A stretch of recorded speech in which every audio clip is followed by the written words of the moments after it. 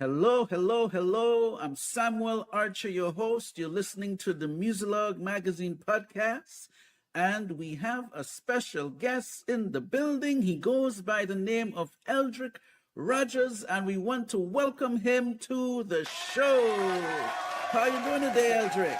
Hey man, how are you, sir? I'm doing pretty good, man. Thanks for being here. All right, and thanks for waking up this time in the morning. I know it's early where you are. It's Yeah. 9 o'clock by me. It's 8 o'clock by you in the morning. Yeah. In the morning, some people it gets a little crazy for some people. So we appreciate you for waking up early and probably having to drink your coffee a little bit earlier today. So we appreciate you. And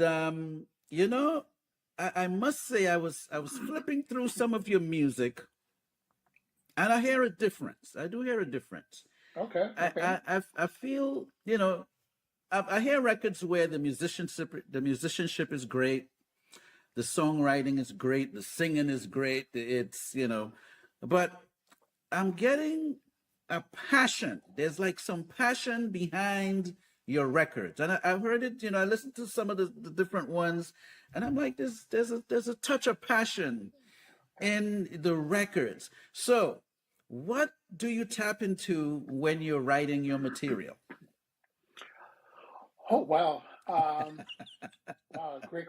That's a great question. I try to tap into what the spirit is giving me, and what God has given me, the message that God has given me at that time. Mm-hmm. So typically when I write a song, it starts off with an inspiration or Mm-hmm. a melody or a tune that's in my head, and so I settle myself and I relax and settle myself and try to listen in to what God is trying to say through my music, if that makes sense. It makes a lot of sense. Makes a lot of sense. So that's where the passion comes from, because it tends to be raw inspiration, raw message from God, and I tend to look at scriptures, that will back up what I'm feeling or what I'm sensing, in the music that I'm writing, and man, I just try to do what God has given me to do, man. Well, I don't think you're trying. I think you're doing it. Thank you. I think you tapped in. Now, what's your instrument of choice? And that might be an obvious question, but what's your instrument of choice? Keyboard is my interest of choice. Mm-hmm. Keyboard helps me to,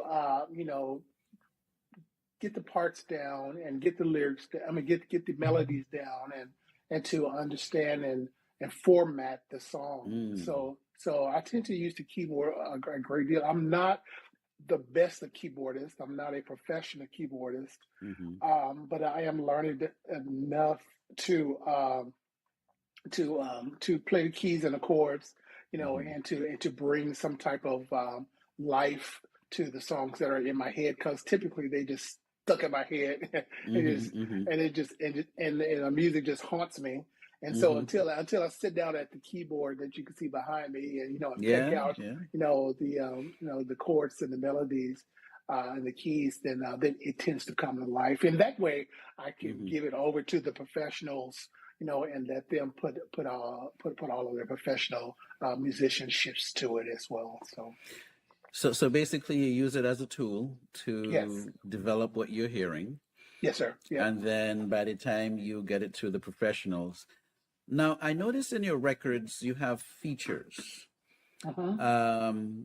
Is that really the direction you normally would take? I mean, does it have to do with that? Do you sing or you don't sing? You prefer to write and then have someone interpret the record? What's your objective in your brand? So in my brand, that's a very good question. When you talk about professionalism, and you talk about commercialism, and commercializing music, you have to come with the best product. You have to Mm. come with the best tools. You have to come with the best singers. You have to come with the best Mm. musicians, the best music. Mm. Although God has gifted me with a choir voice, Mhm. I'm one of those Martin say, Martin singing in the background. You know, uh, I have a great voice, and Uh-huh. I have a great choir voice. I can carry a tune, but Mhm. I don't have what I consider to be a commercialized voice. All right, Mm. if that Mhm. makes sense. Mhm. A lot of people can sing, but there are a lot of people who can sing, Mhm. can Mhm. really Mhm. throw down and have a unique Mhm. sound and unique voice. So what Mhm. I try to do is I try to look outside of myself. I write the Mhm. music and do what God has given me to do, but I tend to look outside of myself and look for those unique voices, and Mhm. those professional voices, and that will give my music another edge or another take it to a whole another place.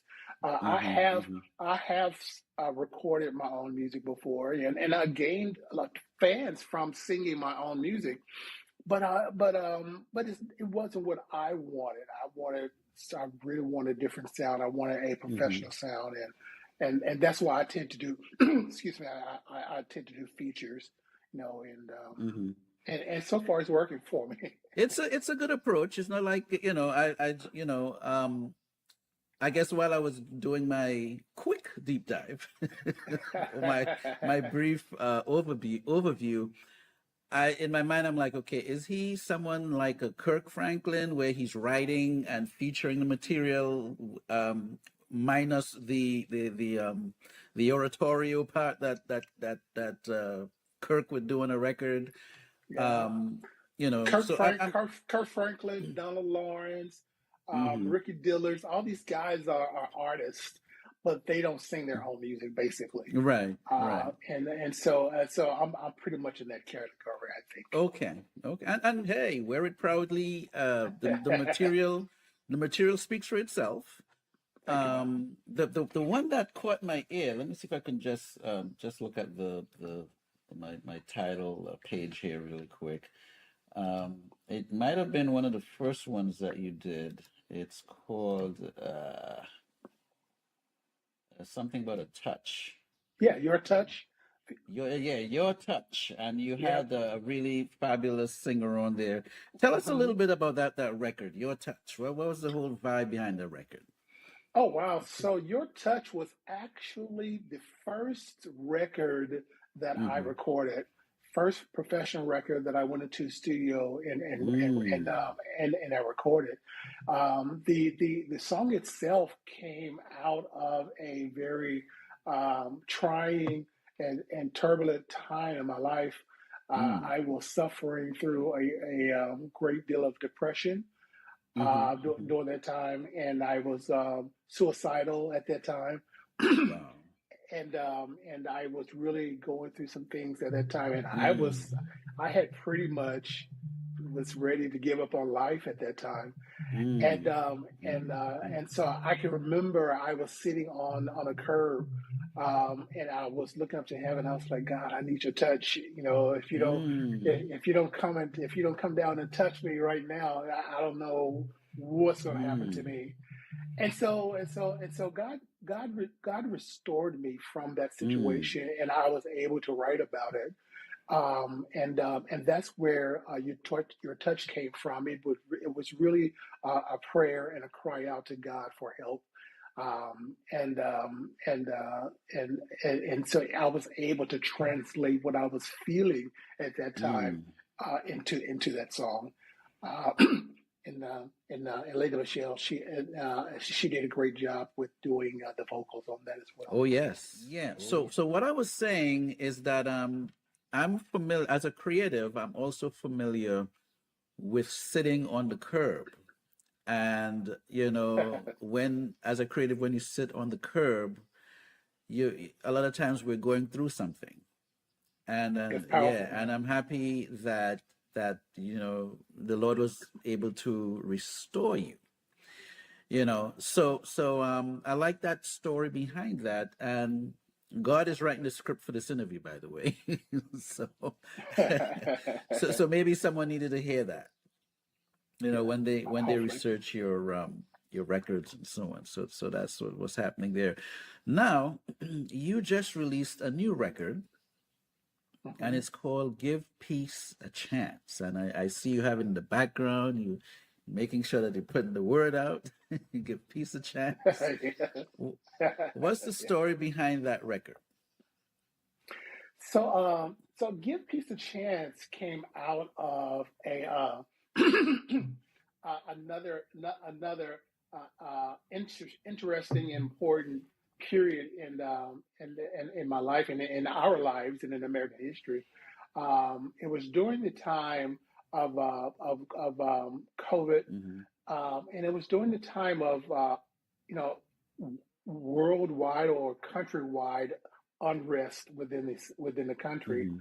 Hmm. I was taking a course at Berkeley School of Music Mm. called yep, and I was taking a course called Writing Hit Music, um, writing hit songs. Hmm.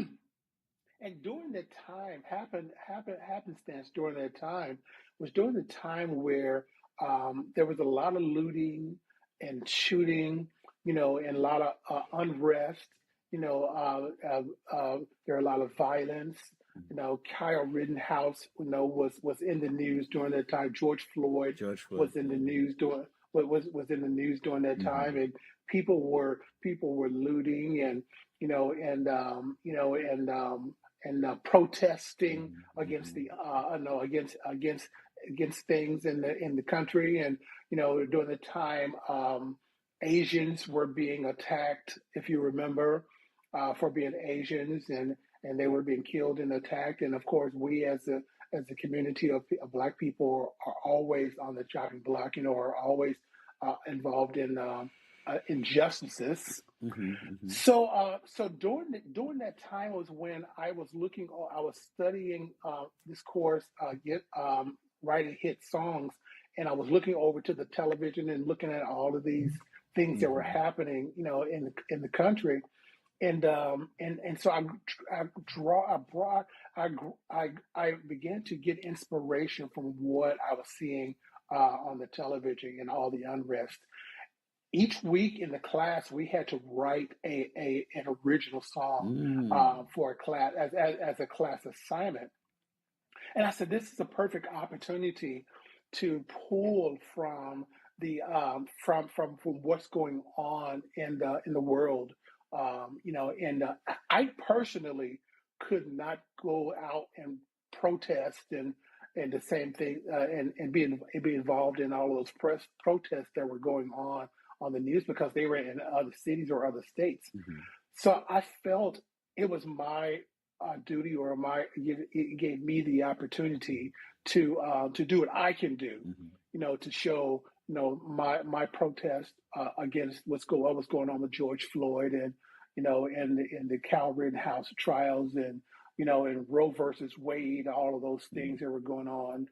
If you remember the killing of Amir Locke, all of that was written was during the time that I wrote "Give Peace a Chance," Mm. and so I just felt in my spirit that, hey, this is an opportunity for me to share, and to show my support for the things that are going on in this world.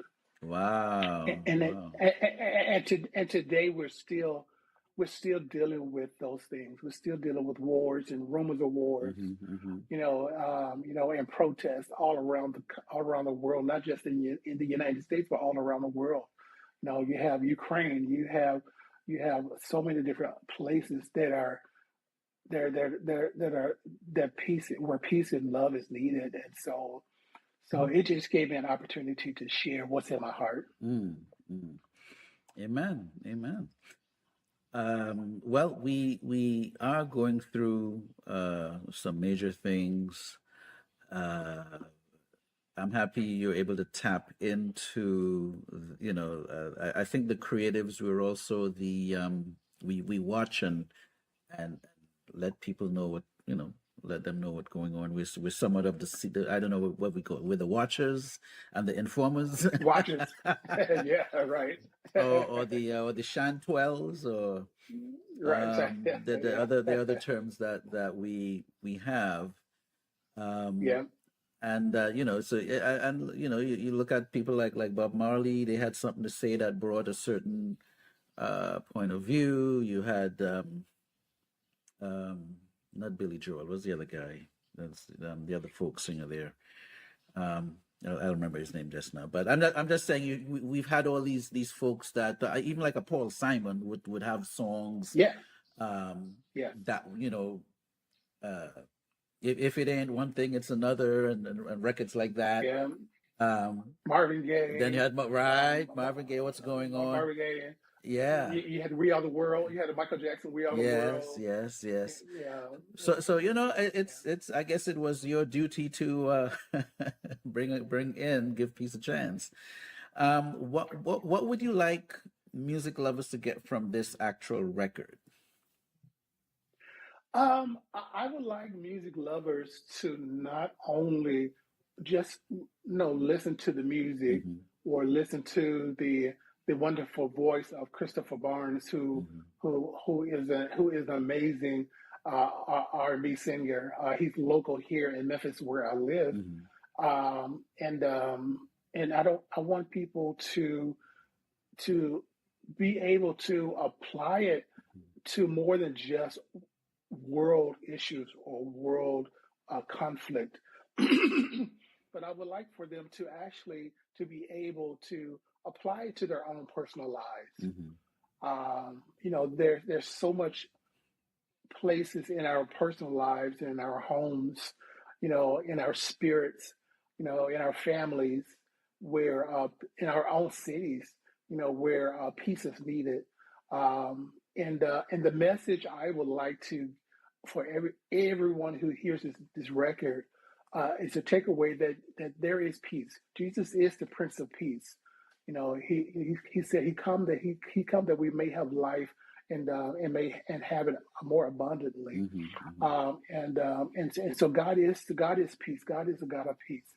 And so I'm praying and hoping that people will be able to listen to Give Peace a Chance and apply it to their own lives. There are some people who are going through some things in their families, and there are people who are even have things going on in their spirits, inside of themselves, and if they can just listen to the lyrics of the song and hear God in it, and then apply the lyrics of the song and to their own lives. And I'm praying that it would just be an inspiration in so many different ways and different avenues, within people's lives. Okay. I hope we don't have a thing where the cartoon says, "Who wants change?" and then everyone wants change. It's like, all right, let's change, and then you see no one standing in front of them. Right. So, is this part of? Oh, before I even do that, talk about the artwork. What was it like putting the artwork together for this single? So I did the artwork as well. Oh, okay. I pretty much so I did the cover art, and I pretty much do. I'm a graphics designer as well. Okay. And so I knew that this is a peace symbol. Yes.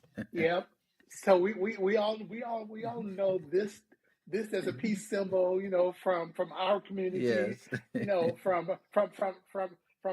back in the 60s and the 50s, peace brother, and so I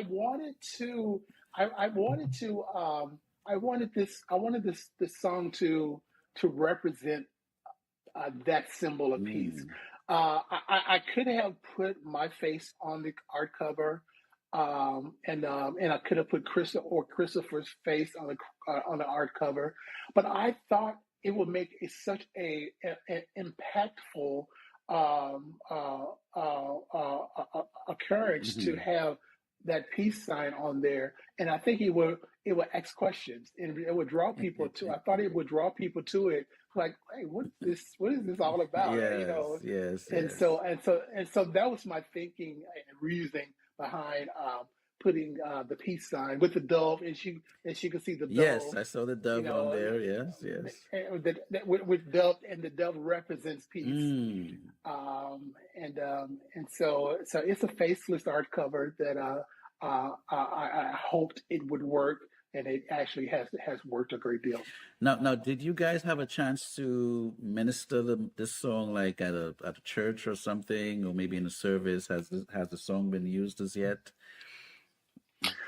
So the song is doing very, very extremely well Mm. on radio. Okay, okay. Um, it's we have not had a chance to do it live yet because Christopher Barnes, who is the featured artist on the record, travels a great deal. He's Mm. he's very. If you guys get a chance to look up Christopher Barnes in Memphis, Tennessee, you know he's a phenomenal singer, and so he's a great artist, and he travels a lot, and he does a lot with his family. He's a part of a group of a family called the Barnes Brothers, the sensational Barnes Oh, Brothers. okay, okay, okay. I've heard that name before. I've heard that name before. Yeah, That's the and Southern Gospel group. yes. Yes, I've heard. So the sensational Bar, yes, they are. The Barnes family are a Southern gospel Hmm. family. The Barnes brothers themselves are more like a R&B type of a group, but they Hmm. do gospel as well. But they are they travel a lot, and so we haven't had a chance. We are getting ready though to do a music video. And so we're working on that as well, and that will be coming out hopefully by the end of the year. Okay. Um, but it's doing very well in Hmm. radio. It's doing very well across the world. You know, in Italy and Germany, and you Okay. know, and so many different places. It's doing very well. So it's on the top of the charts and still. And so God is good, and we're thankful for what God is was doing and Hmm. is allowing to come from this record. And I'm praying that God will continue to get the glory out of it. Okay. Now, I'm trying in my brain a little bit. Now, did Barnes work with P.J. Morton at some point? Repeat that Did again. Christopher Barnes, did he work with P.J. Morton at some point? I'm not certain. Okay. It's Okay. very Okay. possible because Chris has done a lot of musical work, Hmm. but I'm not certain if he has or not. Okay. Okay. I thought he might have been one of the dudes on what's that record? On the Watch the Sun. He has a record on Watch the Sun that went really really big. So I was thinking he might have been on that. Okay, so you spoke about Berkeley for a little bit. Yeah, Um, yeah. how I mean, how you were doing a course or you have a degree in music? What's your background there? So I studied music. Hmm. I initially studied music at the Virginia Union University in Mm, Richmond, Virginia. okay, I straight out of high school, I was awarded, two music scholarships, um, one for composition, okay. there at the Virginia Union University, which is where I learned. Hey. Yeah, which is where I learned my musical background really came from. My musical theory came from studying at the Virginia Union University. Mm-hmm. And so later years was when I decided I wanted to enhance my songwriting. Mm-hmm. I really encourage songwriters and creatives, to study, Mm-hmm. Mm-hmm. and to improve your craft. No matter how good you are, no matter how well you do Yes, things, yes. continue to learn, and continue to get skills and tools that will help make your craft better, Yes, yes. and enhance the craft or the gift, even the gift that God has given you. You know, study to for ways and tools to enhance that. Mm-hmm. And so that's why I took the course at Berkeley School of Music to write hit songs, because I wanted to take my music to another level. I wanted to take my songwriting to another level, Mm-hmm. and I wanted to get the tools that that the professionals use. Hmm. We studied in class. How Michael Jackson wrote his song, Pink wrote her songs. All those different Yolanda Adams. And all these different art. Kirk Franklin. They were a part of the course, Okay. and so we studied the greats on and the methods in which those songs were great, and so they taught us how to apply those same tools and those same skills and techniques to our own music. Okay, okay. Well, it shows. It Thank shows you. that It paid off. it shows that you're studying the craft and you're continuing to reinvent yourself. So that's great. So what I do when I have guests, I like to personalize them a little bit. I ask them three basic questions, especially when All it's their right. first time here. Obviously, if you, or should I say, when we do that next interview, I'll take the questions up to another level. All right. Okay. Okay. But we, just three basic questions I throw out, and then so interesting. And I think one day I might do a mashup, meaning that when everyone is answering, because it's the same three questions I ask everyone. So the first one I ask is, what is your favorite color? My favorite color is blue. Okay. Now, is it a special kind of blue or just blue across the board? Um, just blue across the board. Hmm. It typically when I do things, you could probably even tell from the cover art of my Give a Piece a Chance. It has the blue in it. I love blue, and because it's such an angelic to me color. And so I tend to go with blue. All right, so I just changed our style to blue there. If you I see. get a little blue vibe going, all right. Um, so when Eldrick is in the kitchen, what does he like to prepare? What is his favorite dish? Oh wow, Eldrick loves the kitchen. Eldrick loves the kitchen. Okay. I love cooking. Mm. I love searching for recipes. Mm. And Okay. and I love finding those unique dishes, that's typically not cooked every day. Mm. From pasta. I love pasta. I love baked chicken type of dishes. Hmm. I love I cook baked spaghetti a great deal. Mm. That's one of the dishes I cook, smothered chicken. Um, um, so it varies for me because I don't really cook just one Hmm. particular thing because I may run across a recipe for a dessert or Mm. something, and I was like, I've got to try this out and I've got to make it. Whether it's stew, whether it's pot roast, whether baked fish or whatever. I'm always looking for some type of things to waken up my palate, Okay. and Okay. so I love the kitchen. I love baking. I love All cooking. right. Well, I like that. It's really cool to ask these questions, so you just get a feel. And I don't think I've had anyone said that they look for recipes and stuff. So you're probably the first person to come up with that. And then the third, Yeah, go ahead. I create. I'm sorry. Yeah, I've actually created a recipe book, Oh.